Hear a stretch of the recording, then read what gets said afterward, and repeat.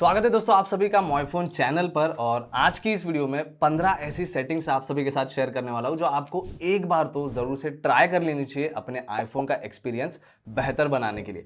अब इन सारी सेटिंग्स में कुछ सेटिंग्स कॉल को लेके है, कैमरा को लेके है, कस्टमाइजेशन को लेके है और एक आध हिडन सेटिंग्स है जो शायद नए आईफोन यूजर्स को ना पता हो। तो वीडियो एंड तक जरूर देखिएगा और वीडियो अच्छी लगे तो लाइक कीजिए और चैनल पर आप नए हो सब्सक्राइब जरूर कर देना। वीडियो स्टार्ट करते हैं। तो भाई स्टार्ट करते हैं यहाँ पे पहली सेटिंग से। अब देखो फोन यूज कर रहे हो तो कॉल तो करोगे ही, लेकिन अगर आप ऐसी जगह पे काम करते हो या फिर आप ऐसे जगह पे रहते हो जहाँ पे सेल्यूलर नेटवर्क प्रॉपर नहीं है और आपको कॉल के दौरान बहुत सारे प्रॉब्लम्स आते हैं, जैसे आवाज कट कट के आता है या प्रॉपर कॉल नहीं हो पाता है, ऐसी सिचुएशन में आप वाईफाई कॉलिंग का इस्तेमाल कर सकते हो। अब वाईफाई कॉलिंग ऑन करने के लिए आपको सिंपली सेटिंग्स ऑप्शन में जाना है। सेटिंग्स में जाने के बाद जो है आपको नीचे आना है, फोन ऑप्शन सिलेक्ट कर लेना है और यहाँ पे इस पेज पे कॉल के नीचे आपको वाईफाई कॉलिंग का ऑप्शन मिल जाएगा। सिलेक्ट कर लीजिए और उसे ऑन कर दीजिए। पॉपअप विंडो आता है तो उसे एनेबल कर देना है। अब वाईफाई कॉलिंग एनेबल करने के बाद होगा ये कि भले ही आपके सिम कार्ड को प्रॉपर नेटवर्क नहीं हो, लेकिन जब आप कॉल कनेक्ट करते हो तो वो कॉल जो है वाईफाई थ्रू होगा। अब एक चीज का ध्यान रखना है कि आपका वाईफाई नेटवर्क काफी ज्यादा स्ट्रांग होना चाहिए, तब आप वाईफाई कॉलिंग जो है कर पाओगे प्रॉपरली। अब ये भी जरूरी नहीं है कि सामने वाले के पास वाईफाई कॉलिंग जो है ऑन रहना चाहिए, वो नॉर्मल सेल्यूलर डेटा पे भी होते हैं या फिर सेल्यूलर नेटवर्क पे भी होते हैं और आपने वाईफाई कॉलिंग ऑन किया है तो आपको कॉल की दिक्कत नहीं आएगी और आपका कॉल जो पहले प्रॉब्लम दे रहा था सेल्यूलर नेटवर्क की वजह से, वो इस बार काफी हद तक जो है सॉल्व हो जाएगा। तो वाईफाई कॉलिंग आप यूज नहीं कर रहे हो तो एक बार जरूर से ट्राई कर लेना। इसके बाद दोस्तों नेक्स्ट सेटिंग है कैमरा को लेके। अब कभी आपके साथ ऐसा हुआ है कि आप इंडोर्स जो है यहाँ पे वीडियो शूट करने का ट्राई कर रहे हो, लेकिन लाइटिंग कंडीशंस प्रॉपर नहीं है तो वीडियो में फ्लिकरिंग का प्रॉब्लम आता है। तो यार ऐसी सिचुएशन में अब हम लाइट्स तो चेंज करने जाएंगे नहीं, तो यार सेटिंग ही चेंज कर लो। फ्लिकरिंग का प्रॉब्लम सॉल्व करने के लिए आपको सेटिंग ऑप्शन में जाना है और इसके बाद आपको जाना है नीचे कैमरा ऑप्शन के अंदर। कैमरा यहाँ पे मिल जाएगा, कैमरा सिलेक्ट कर लीजिए और उसके बाद में आपको जाना है रिकॉर्ड वीडियो के अंदर। अब जब आप रिकॉर्ड वीडियो के अंदर जाओगे और आपके फोन में शो पैल फॉर्मेट्स ये वाला टॉगल ऑफ होगा तो आपको ऊपर जो है यहाँ पे 25 FPS का जो ऑप्शन है वो नहीं मिलेगा। अभी आप फिलहाल के लिए देख सकते हो मैंने शो पैल फॉर्मेट जो है ऑफ कर दिया है, तो 4K 24 FPS है, 30 FPS है और 60 FPS है। तो फ्लिकरिंग का इशू आ रहा है तो आपको यहाँ पे 25 FPS जो है सिलेक्ट करके शूट करना है, तो आपका फ्लिकरिंग का प्रॉब्लम जो है कंप्लीटली हट जाएगा। लेकिन वो ऑप्शन लाने के लिए आपको शो पैल फॉर्मेट्स का टॉगल यहाँ पे ऑन कर देना और जैसे ही आप ऑन कर देते हो आपको ऊपर 4K at 20 FPS पैल का जो है ऑप्शन मिल जाएगा, तो उसे सिलेक्ट कर लीजिए और जो आप फ्लिकरिंग का प्रॉब्लम फेस कर रहे थे ये सेटिंग करने के बाद आपको वो प्रॉब्लम नहीं आएगा। इसके बाद दोस्तों नेक्स्ट सेटिंग यहाँ पे मैं दिखाने वाला हूँ विजिबिलिटी को लेके। अब देखो अगर आप नॉर्मल होम पेज देखो आईफोन का तो यहाँ पे विजेट्स देखने मिल जाते हैं, एप्लीकेशंस देखने मिल जाते हैं और ऐप के नीचे यहाँ पे ऐप का नाम देखने मिल जाता है। अब ये नॉर्मल साइज में है डिफॉल्ट सेटिंग पे, मुझे विजिबिलिटी का प्रॉब्लम नहीं है तो मुझे ये प्रॉपरली विजिबल हो रहा है, लेकिन जिन्हें विजिबिलिटी का प्रॉब्लम है वो एक सिंपल सी सेटिंग कर सकते हैं, फॉन्ट साइज आप बड़ा कर सकते हो और उसे बोल्ड भी कर सकते हो। अब ये करने के लिए आपको जाना है सेटिंग्स ऑप्शन के अंदर। सेटिंग्स में जाने के बाद नीचे आइए, डिस्प्ले एंड ब्राइटनेस का ऑप्शन मिल जाएगा, सिलेक्ट कर लीजिए। यहाँ पे text size and bold text का ऑप्शन मिल जाएगा। अब ये साइज चेंज करने से पहले आपको टेक्स्ट साइज के अंदर जाना है और साइज चेंज करने से पहले मैं आपको दिखा दूं कि अभी आप फिलहाल के लिए देख सकते हो कि टेक्स्ट साइज क्या है नीचे ऐप के नीचे भी, और जो विजेट के ऊपर जो भी कुछ लिखा है उसका भी टेक्स्ट साइज आप देख सकते हो, नॉर्मल साइज है। लेकिन आपको अगर साइज इंक्रीज करना हो, अगर आप साइज बढ़ाते हो तो यहाँ पे सेटिंग्स के अंदर तो सारे फॉन्ट के साइज बढ़ जाएंगे, लेकिन आप बाहर आते हो तो यहाँ पे एप्लीकेशन के नीचे जो नाम थे उनके भी साइज बढ़ जाएंगे और विजिट्स के ऊपर जो भी फॉन्ट थे उनकी भी साइज यहाँ पे बढ़ जाएगी।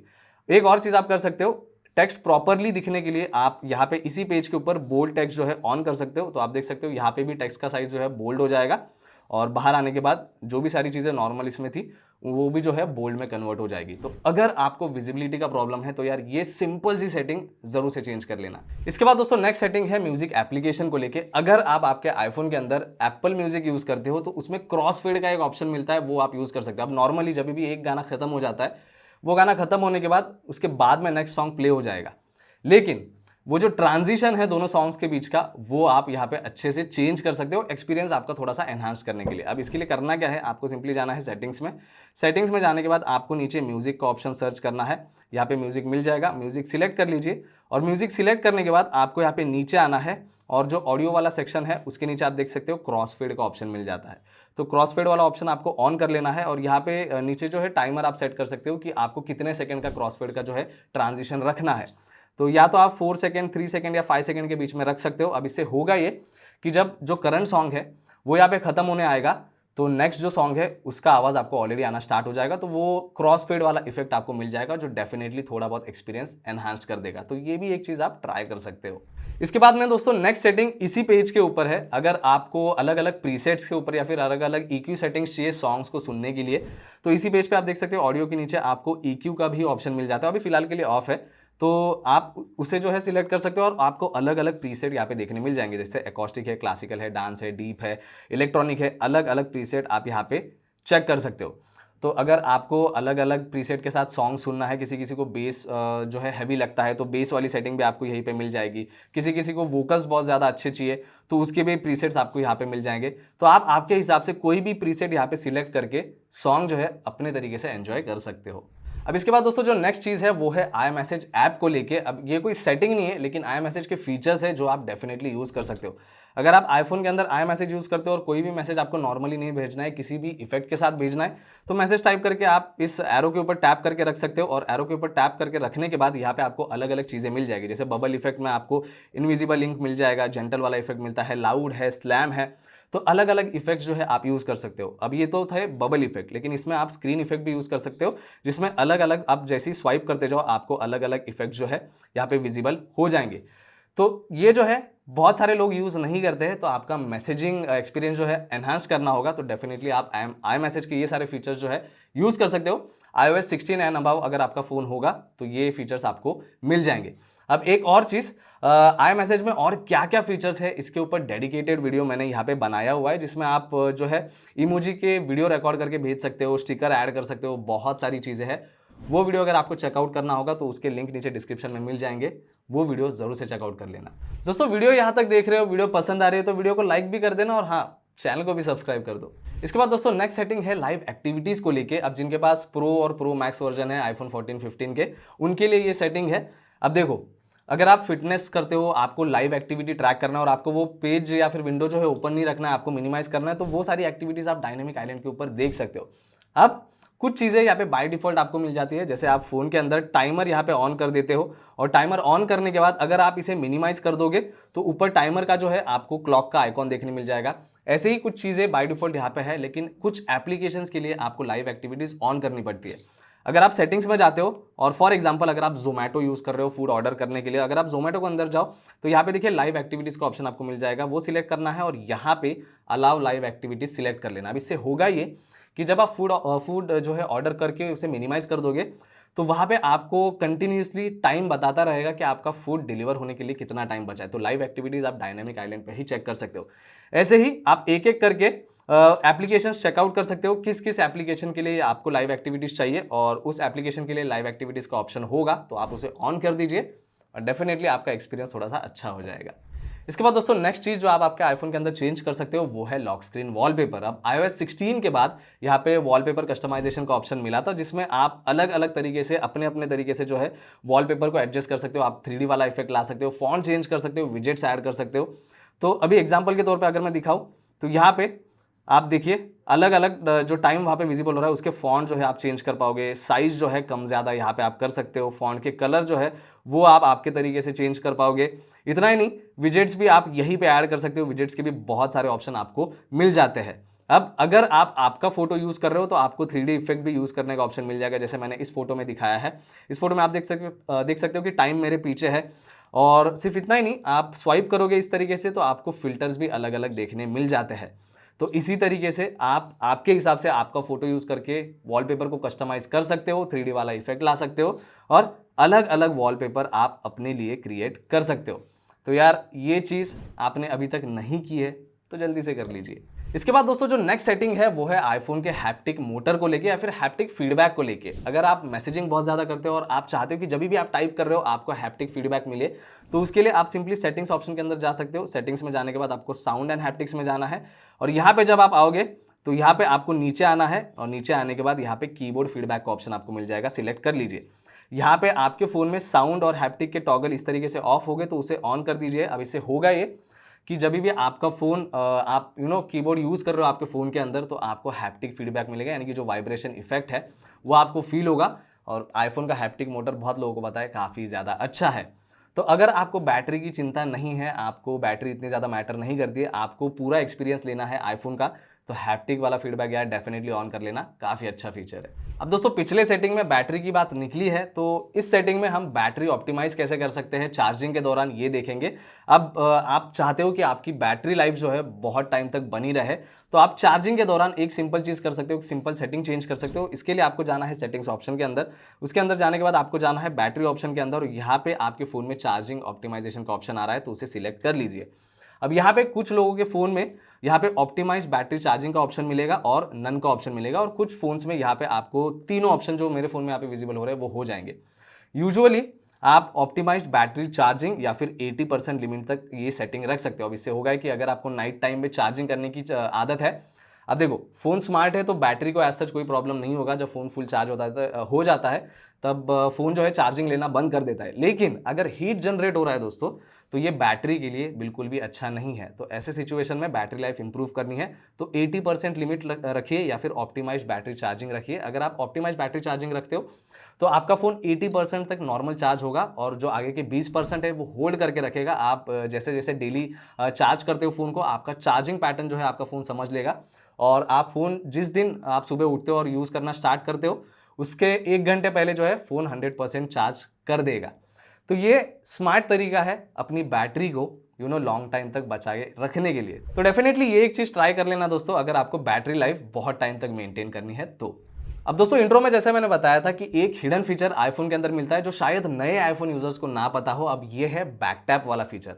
आईफोन में आपको फीचर मिलते हैं जिससे आप बैक साइड पे डबल टैप या फिर ट्रिपल टैप करो तो जो टास्क आपने उसे असाइन किया है वो करता है। अब ये ऑन करने के लिए आपको जाना है सेटिंग्स ऑप्शन के अंदर। सेटिंग्स में जाने के बाद आपको जाना है एक्सेसिबिलिटी, और इसके अंदर टच में जाना है, और सबसे नीचे आओगे तो यहाँ पे बैक टैप का ऑप्शन मिल जाएगा, सिलेक्ट कर लीजिए। यहाँ पे डबल टैप ट्रिपल टैप का ऑप्शन मिलता है, तो डबल टैप अगर आप सिलेक्ट करते हो तो डबल टैप पे आपको क्या क्या टास्क असाइन करने हैं वो आप कर सकते हो। जैसे कि आप कैमरा ओपन करना चाहते हो तो कैमरा सिलेक्ट कर लीजिए, आपको स्क्रीनशॉट लेना है तो स्क्रीनशॉट सिलेक्ट कर लीजिए। अब यहाँ पे मैं मिनिमाइज कर देता हूँ, डबल टैप पे हमने स्क्रीनशॉट रखा है, तो जैसे ही मैं डबल टैप करता हूँ बैक साइड पे आप देख सकते हो यहाँ पे स्क्रीनशॉट ले लिया है, तो मुझे बटन प्रेस करने की जरूरत नहीं है। अगर मैं कैमरा ओपन का ऑप्शन रखूँ तो वो कैमरा ओपन कर देगा। तो आपको जो चीज़ असाइन करनी है वो आप डबल टैप पे असाइन कर सकते हो, और ट्रिपल टैप पे भी आपको मल्टीपल चीज़ें असाइन करने के ऑप्शन मिल जाएंगे। तो नए आईफोन यूजर्स को बेसिकली ये नहीं पता होता है, लेकिन यार अब पता चल चुका है, डेफिनेटली यूज कीजिए। इसके बाद दोस्तों नेक्स्ट चीज़ आप चेंज कर सकते हो फोटोज एप्लीकेशन के अंदर। आप फोटोज एप्लीकेशन बहुत ज़्यादा स्मार्ट है, अगर आपको पता नहीं है तो मैं बता दूं कि सच में बहुत ज़्यादा स्मार्ट है। इसके अंदर आपको एक फीचर मिलता है जिसकी मदद से आप अगर उस पर्सन का नाम डालो तो डायरेक्टली उस पर्सन के जितने भी फोटोज है वो आपको मिल जाएंगे। अब कभी कभार आपके साथ ऐसा हुआ होगा कि किसी एक फ्रेंड का बर्थडे है, अब उसका फोटो स्टोरी पे लगाना है, लेकिन फोटो उसका ढूंढने के लिए हमें फोटोज ऐप के अंदर जाके बहुत ढूंढना पड़ता है या फिर बहुत ऊपर जाना पड़ता है। तो ये करने की ज़रूरत नहीं है। आप सिंपली फोटोज ऐप ओपन कीजिए। ऐप ओपन करने के बाद अगर आप नीचे आओ तो यहाँ पे पीपल, पेट्स एंड प्लेसेस का ऑप्शन आपको मिल जाएगा। तो यहाँ पे जहाँ पे पीपल एंड पेट्स लिखा है वो सिलेक्ट कर लीजिए। तो यहाँ पे आप देख सकते हो आपके आईफोन के अंदर हर एक पर्सन का फेस जो है आइडेंटिफाई करके अलग अलग जो है यहाँ पे दिखाया जाता है। अब ऊपर आप देख सकते हो कुछ फोटोज़ के नीचे मैंने नाम वहाँ पे एंटर किए हैं, और कुछ फोटोज़ के नीचे यहाँ पे आपको नाम नहीं मिलेंगे। जैसे कि आप नीचे देख सकते हो यहाँ पे कुछ फोटोज़ के नीचे मैंने नाम ऐड नहीं किए हैं। अब फॉर एग्जांपल आपको किसी एक फ्रेंड का फोटो नाम के साथ ऐड करना है, तो अगर आपको फ्रेंड का फोटो इस लिस्ट में मिल जाता है, सिलेक्ट कर लीजिए।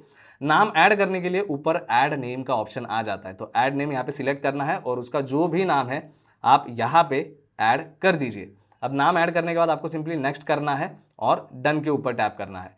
अब इससे होगा ये कि नेक्स्ट टाइम जब आप फोटोज़ एप्लीकेशन के अंदर जाते हो और फोटोज़ एप्लीकेशन के अंदर जाने के बाद अगर आप सर्च ऑप्शन पे टैप करते हो और ऊपर उस पर्सन का नाम आप यहाँ पे सर्च करोगे तो डायरेक्टली उससे रिलेटेड सारे फोटोज़ आ जाएंगे। तो आपको अलग से गैलरी में जाके उसके फोटोज़ ढूंढने की ज़रूरत नहीं है। ये चीज़ डेफिनेटली ट्राई करना, आपका बहुत ज़्यादा टाइम बचा लेगा। इसके बाद दोस्तों एक सेटिंग है मेल एप्लीकेशन को लेके जो बहुत ज़्यादा काम की है। अब कभी कभार आपके साथ ऐसा हुआ है कि मेल एप्लीकेशन से आपने किसी को मेल सेंड किया है और मेल सेंड करने के बाद आपको पता चला है कि यार मेल के अंदर बहुत सारी टाइपिंग मिस्टेक है या फिर मेल किसी गलत इंसान को चला गया है, तो उसे आप अंडू भी कर सकते हो। यानी कि जो मेल आपने सेंड किया है वो आप कैंसिल कर सकते हो, लेकिन उसका एक टाइम लिमिट होता है जो आप सेट कर सकते हो। अब ये करने के लिए आपको करना क्या है, आपको सिंपली जाना है सेटिंग्स ऑप्शन के अंदर। सेटिंग्स में जाने के बाद आपको मेल यहाँ पे मिल जाएगा, सिलेक्ट कर लीजिए। मेल सिलेक्ट करने के बाद आपको नीचे आना है और नीचे आने के बाद यहाँ पे आपको सबसे लास्ट में सेंडिंग के नीचे अनडू सेंड डिले का ऑप्शन मिल जाएगा, जो अगर बाय डिफॉल्ट ऑफ होगा तो उसे सिलेक्ट करके आप यहाँ पे 10 सेकेंड, 20 सेकेंड या फिर 30 सेकेंड सेट कर सकते हो।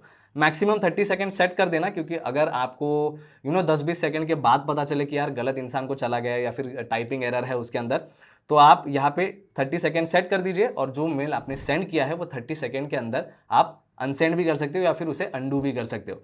तो ये सेटिंग बहुत सारे लोगों को नहीं पता होती है, तो अब आपको पता चल चुकी है और डेफिनेटली बहुत ज़्यादा काम की भी है। इसके बाद दोस्तों नेक्स्ट सेटिंग है सफारी ब्राउजर को लेके। ये भी काफ़ी ज़्यादा यूजफुल साबित हो सकता है अगर आप सफारी ब्राउजर यूज़ कर रहे हो तो। अब बहुत बार ऐसे होता है कि हम कुछ बहुत सारी चीज़ें यहाँ पे सर्च करते हैं और बैकग्राउंड में जो है यहाँ पे सारे टैब्स वैसे ही ओपन हो जाते हैं, और नेक्स्ट टाइम जब हम वापस सफारी ब्राउजर ओपन करते हैं तो वो सारे टैब्स हमें वहाँ पे विजिबल हो जाते हैं, और या तो हम उन सारे टैब्स को मैन्युअली एक साथ क्लोज कर सकते हैं या फिर एक एक करके भी क्लोज कर सकते हैं। लेकिन आपको ये चीज़ करने की भी ज़रूरत नहीं है। आप एक सेटिंग सफारी ब्राउजर को लेके कर सकते हो कि स्पेसिफिक टाइम के बाद जो टैब्स आपने ओपन किए थे सफारी ब्राउजर के अंदर वो ऑटोमेटिकली वहां से हट जाएंगे, और जितनी भी बार फिर आप सफारी ब्राउजर ओपन करोगे वहां पे आपको नया होम पेज यहाँ पे देखने मिल जाएगा। तो ये काफ़ी अच्छी चीज़ है। तो ये सेटिंग करनी कहाँ पे है? तो यार आपको जाना है सेटिंग्स ऑप्शन के अंदर। सेटिंग्स ऑप्शन के अंदर जाने के बाद यहाँ पे आपको जाना है सफारी ब्राउजर के अंदर। यहाँ पे आपको सफारी का ऑप्शन मिल जाएगा, सफारी सिलेक्ट कर लीजिए और यहाँ पे आपको नीचे आ जाना है। नीचे आने के बाद यहाँ पे देखिए आपको क्लोज टैब का ऑप्शन मिल जाएगा। क्लोज टैब सिलेक्ट कर लीजिए और यहाँ पे आप टाइम सिलेक्ट कर सकते हो कि आपको वो जो सारे टैब्स आप ओपन करते हो वो एक दिन के बाद ऑटोमेटिकली क्लोज करने हैं या फिर 1 वीक के बाद ऑटोमेटिकली क्लोज कराने हैं या फिर 1 मंथ के बाद, या फिर मैन्युअली आपको क्लोज कराने होंगे हर बार, तो मैनुअल आप सिलेक्ट कर सकते हो। लेकिन आप चाहते हो कि एक दिन के बाद ऑटोमेटिकली वो सारे टैब्स जो है हट जाए, डिलीट हो जाए वहाँ से, तो आफ्टर 1 डे सिलेक्ट कर लीजिए और नेक्स्ट डे जब आप देखोगे और सफारी ब्राउजर ओपन करोगे तो वहाँ पे आपको home page as it is मिल जाएगा और कोई टैब बैकग्राउंड में नहीं मिलेगा। तो यार ये भी एक छोटी सी सेटिंग डेफिनेटली ट्राई करना। इसके बाद दोस्तों नेक्स्ट सेटिंग आप ऑलवेज ऑन डिस्प्ले को लेके कर सकते हो अगर आपके फ़ोन में ऑलवेज ऑन डिस्प्ले है तो। अब ऑलवेज ऑन डिस्प्ले जब ऑन होगा तो आपको पता है कि फ़ोन लॉक होता है, फिर भी वॉलपेपर जो है थोड़ा बहुत विजिबल हो जाता है, टाइम विजिबल होता है और नोटिफिकेशन दिखती है। लेकिन बैटरी थोड़ी बहुत आपको बचानी है, तो वहाँ पे आप वॉलपेपर जो विजिबल होता है उसे हाइड कर सकते हो और सिर्फ टाइम और नोटिफिकेशन ऑन रख सकते हो, या फिर आपको सिर्फ टाइम रखना है तो आप टाइम भी ऑन रख सकते हो। अब इसे चेंज कैसे करना है, इसके लिए आपको जाना है सेटिंग्स ऑप्शन के अंदर। सेटिंग्स ऑप्शन में जाने के बाद आपको जाना है डिस्प्ले एंड ब्राइटनेस में और यहाँ पे नीचे आओगे तो आपको ऑलवेज ऑन डिस्प्ले का ऑप्शन मिल जाएगा। सिलेक्ट कर लीजिए, यहाँ पे ऑलवेज ऑन डिस्प्ले का टॉगल ऑन होगा आपके फ़ोन में, तो यहाँ पे आप देख सकते हो कस्टमाइज के अंदर आपको शो वॉलपेपर और शो नोटिफिकेशन का ऑप्शन मिल जाता है। तो आपको वॉलपेपर नहीं चाहिए, आपको सिर्फ नोटिफिकेशन और टाइम चाहिए, तो शो वॉलपेपर वाला टॉगल आप बंद कर दीजिए। तो इससे होगा ये कि आपको सिर्फ टाइम और नोटिफिकेशन दिखेगा। तो वॉलपेपर दिखाने के लिए जो यहाँ पे बैटरी थोड़ी बहुत कंज्यूम हो रही है वो थोड़ा सा कम हो जाएगा, और आपको नोटिफिकेशन भी नहीं चाहिए, सिर्फ टाइम चाहिए लॉक स्क्रीन के ऊपर, तो शो नोटिफिकेशन वाला टॉगल भी आप यहाँ पे बंद कर सकते हो। तो ये छोटी छोटी सेटिंग्स है जो आप आपके हिसाब से कस्टमाइज कर सकते हो अगर आपको ऑलवेज ऑन डिस्प्ले यूज करना है तो बस दोस्तों यही कुछ सेटिंग्स थी जो आप डेफिनेटली आपके आईफोन के अंदर ट्राई कर सकते हो। और अगर आपको ये वीडियो हेल्पफुल लगा है तो लाइक कर देना और जाने से पहले सब्सक्राइब भी कर दीजिए। बाकी मैं मिलता हूँ नेक्स्ट वीडियो में। Thank you.